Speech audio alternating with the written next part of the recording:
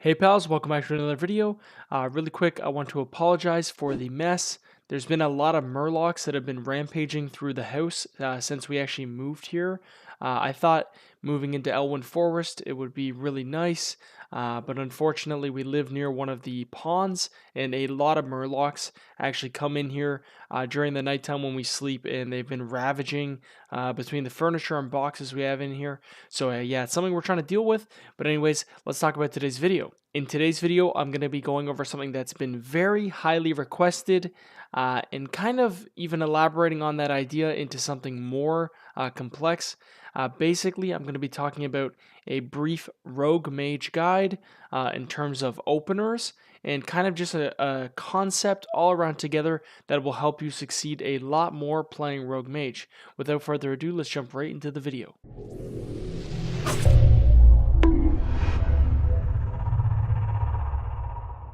Okay, pals, so for today's videos, I'm going to go about this in two different ways, and one is going to be visual explanations through Paint, where I'll be doing some actual drawing and kind of like whiteboard stuff, and then also I'll do some gameplay review where I can actually show you these examples in-game being used and how they actually work. Okay, pals, so let's jump right into it. So the first concept I'm going to be covering is I'm going to be talking about pre-CC. So what is pre-CC? This is basically having crowd control on the kill target in arena before you actually kill them. I will show you an example of what this can look like, and I'll show you in-game examples of actually utilizing this, but let's talk about why this is important. So the reason it's important to pre-CC kill target is because that people in arena will react to CC on their partners, and they will recognize you're going to try to kill them. So let's say, for example, you're fighting against a warrior, mage, and a holy pally. If you're trying to kill the warrior in the enemy team, and he sees that you blinded his holy pally and his mage has been put into a polymorph, what is the warrior going to do? He's probably going to Bladestorm, pop, die by the sword, maybe drop down a war banner so he doesn't get stunned as long. He has a lot of ways to completely negate your kill attempt, and this goes the same for almost every single class in the game. They have tools to do this. Let's say it's an RMP mirror, and you CC the priest and the mage before CCing the rogue preemptively. The rogue's just going to vanish away, or he's going to just run away with sprint. You will not even be able to connect to him on your kill attempt. So let's talk about what this would look like, how to set it up, and we'll jump into that. So a good example we can use here, we could pretend we're in a 2v2 scenario. Let's just pretend that we're playing rogue mage and we're playing into holy pally and a warrior. So once again, same example. The way that this warrior is thinking the whole game is I am going to react when my healer gets put into CC. If I see that my healer gets cheap shotted or polymorphed, I'm going to use my defensive cooldowns before they stun me. I'm going to use a Bladestorm so they can't stun me, something of this sort. The way you can counter this is by pre-CCing the warrior. So there's two ways to actually do this. One could be actually your mage polymorphing the warrior, but of course the healer is able to dispel this. So an even easier way to do this is either sheeping him, letting the healer dispel, and re-sheeping him. During the polymorph on the warrior, you are actually, as the rogue, going to stun the paladin for your mage. Then your mage can basically switch his sheep off of the warrior onto the holy pally, and while he's switching the sheep, you're going to put a kidney shot or a cheap shot onto the warrior.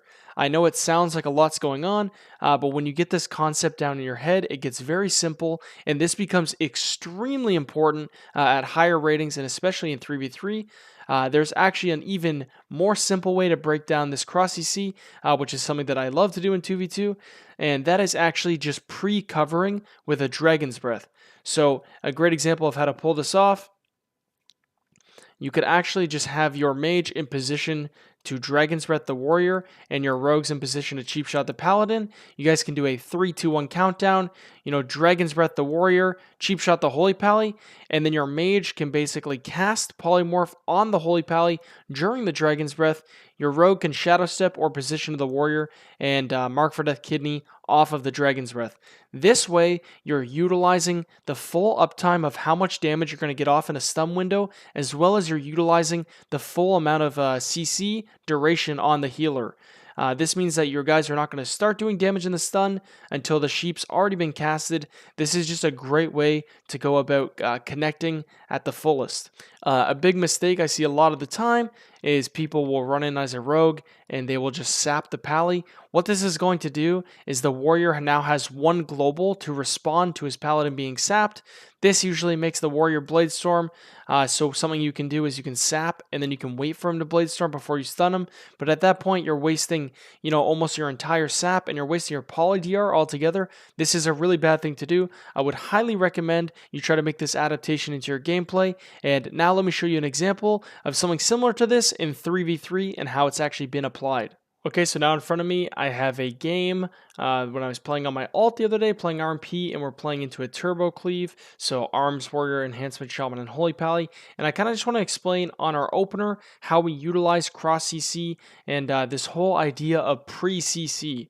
So when we run in here, our primary goal is to kill the Shaman. So what we do is we actually open up with a sap on the Shaman. So if you're a newer rogue player, this might sound completely weird. Why would you ever sap the kill target? Sap is an ability for CC, but sap is actually the perfect ability to use for pre-CC because the targets are all out of combat. It is non-dispellable. So what we do is we're actually going to sap the Shaman. We're going to wait 1 second to see if the warrior bladestorms. Usually they will. This guy chooses not to. So since he does not, we decide to go in. My mage is going to Dragon's Breath and polymorph the warrior at the exact same time that I mark for death kidney shot the pally. It is very important that you kidney shot, not cheap shot, because what the mage is going to do is he's going to cast a Ring of Frost onto the healer out of the kidney shot after he polymorphs the warrior.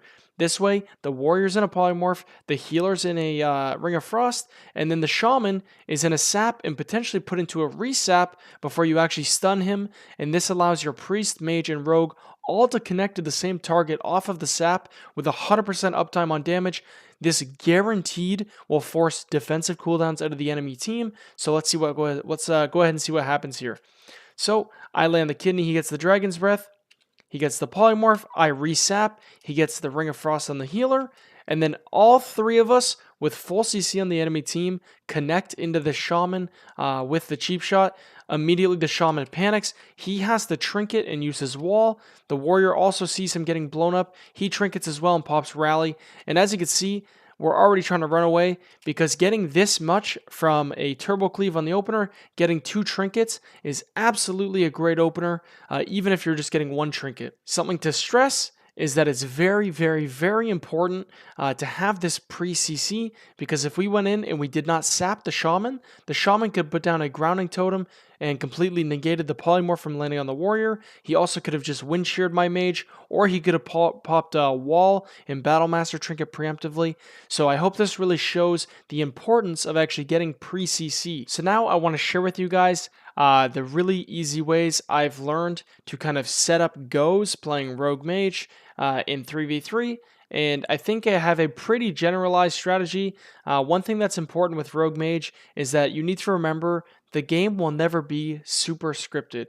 You have general ideas of ideal situations, but based off of what your enemy does, the game could completely change from getting, CC on one guy, CC on this guy, and doing something to one guy to, hey, this guy just trinketed, he's in the middle of nowhere, let's put him in a smoke bomb and use combustion. So it's important to remember the game is somewhat scripted, but things can always change. You need to be open-minded. You need to be able to adapt. These are some general strategies I've come up with, though, for fighting both melee cleaves and for fighting against caster cleaves. So one great way to get a go versus a melee cleave is actually that knowing that they're usually going to be on your mage. So situationally, let's say we're doing like an aerial view here.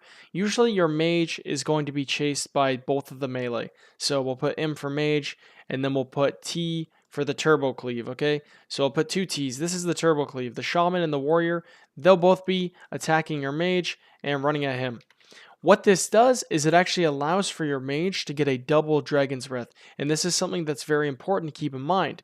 Your job as the rogue is to fight near the enemy team's healer. And so let's say you're over here fighting near him. And as soon as you guys have DRs up, a great way to go about a go is actually just letting your mage double Dragon's Breath both of the melee and polymorphing the off target. And at the exact same time that he double DBs, you're actually just going to kidney shot the healer and step over to the kill target. You guys are basically going to do exactly what you did on the opener with the pre-sap that I showed in the one clip, but this time you're just pre-covering with a DB. So once again, your mage is going to double DB and sheep the off target. You are going to kidney the healer for your for your mage to cast the Ring of Frost, and you are going to stun the kill target off of the Dragon's Breath. Once again, this is a great way to set up an offensive go versus a melee cleave. But one thing to keep in mind is that this will not always work because Ring of Frost is on a 45-second cooldown, and if you're only doing goes every time you have Ring of Frost, you're going to fall very far behind. You will not get enough cooldowns out of your opponent. So another really easy way to go about this is for RMP is actually just utilizing fears and mind controls. Another option that you guys can use is actually just kidney shotting the healer during a double DB for your priest to come in and fear off your kidney.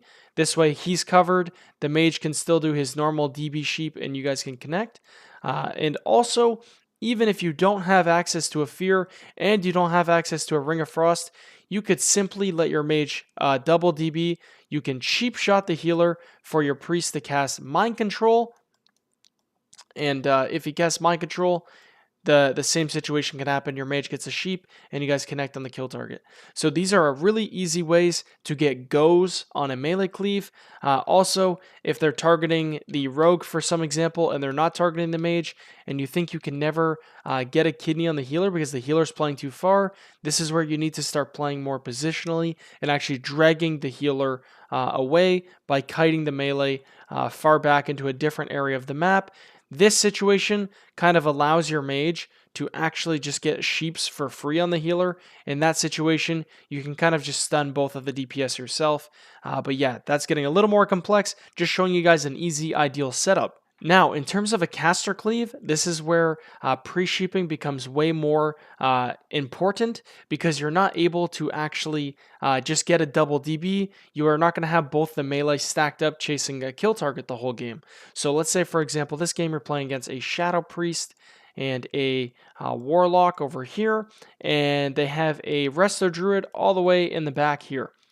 So you have no option to land a double Dragon's Breath, and realistically, your rogue's not going to be able to stun everything. If he has both his Shadow Step charges, you can maybe stun one guy, step to the next, stun him, step to the next, and do a go.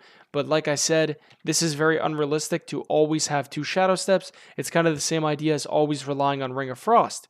So, with a caster cleave, it's a lot more common to actually just pre-sheep instead of pre-DBing like the last example. So let's say that we want to kill the Warlock here. If you put the Warlock into a polymorph, and then you let the healer dispel, or you polymorph him after he has no dispel, what you can do is actually just stun one of the targets and let your mage DB sheep the other target. So when your mage gets the sheep here, he can blink, DB sheep this target, and as he's casting sheep, you're throwing a kidney on the other off target, and then you're going to the kill target to stun before his sheep cast goes off. This way, it's just like that same setup with Ring of Frost, where he can get a DB sheep on the healer or off target, and then he can ring on the other target, and then this guy is stuck in the Dragon's Breath, put into a stun, or stuck in a polymorph, put into a stun. The only thing really important with this setup is that you're actually stunning before the mage's polymorph goes off on this target that he's swapping his polymorph onto. This is a way that's generally really easy to deal with caster cleaves. Of course, everything is very situational. If you're taking a lot of damage, it's not going to be the easiest thing to just land a sheep and maybe sheep a dispel. Better teams are going to prevent you from just getting free sheeps like this, but this is definitely strategy to keep in mind when playing Rogue Mage. Alright, so here's another example of a pre-sheep being utilized in 3v3. So here's an RMP mirror game. For a bit of context, the game's just started. On the opener, we force Cloak off the Rogue. Nothing crazy, but in general, the Rogue is our kill target, so we want to get him into a sheep so we can cross the other two while he's locked up. This way, he's not just going to vanish out. He's not just going to run away. So I'm kind of kiting towards the healer. We have a fear on both the DPS. My mage is going to go for a sheep. My mage actually sheeps the rogue here on my kidney, so ideally I don't throw that kidney until the sheep lands. This way the rogue can't react, but it's just the same idea that I want to stress. This lets my mage basically only have to deal with their mage in terms of getting CC on the priest. The rogue can't stop it, the rogue can't run away, and the healer's stuck in a stun. Uh, Obviously, not the cleanest example, but just one that I could quickly find from my gameplay to show you guys. So now that the rogue's in a sheep, my mage has time to cast a polymorph onto the healer, get locked out on it or something, and then ends up actually switching to a Ring of Frost. So he lands a full ring on the healer. The rogue is still waddling around in a sheep, and we get a very good go here. We actually lock the mage out on the go, so we don't need to CC him at all, and this is going to force the enemy team's rogue to trinket and vanish out. Anyways, pals, I know this video is a little bit less entertaining and more of like super educational. I've been practicing a ton on my rogue, and I really think it's important to kind of share my knowledge. I feel like that's my role to help you guys out because you guys help me. So if you guys enjoyed this one, I would really appreciate if you could show me some support by liking the video or leaving a comment. I really put a lot of thought into this, so hopefully you guys can see that. Anyways, that's going to wrap up the video today, guys. I will see you guys in the next video, and I hope you have a great day or night or morning or afternoon or evening or just a time. I hope you have a great time.